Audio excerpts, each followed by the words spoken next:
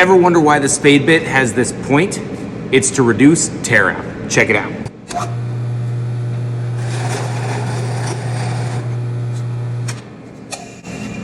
The entrance hole is nice and clean, and the point comes out the back, which is going to allow me to locate on that spot.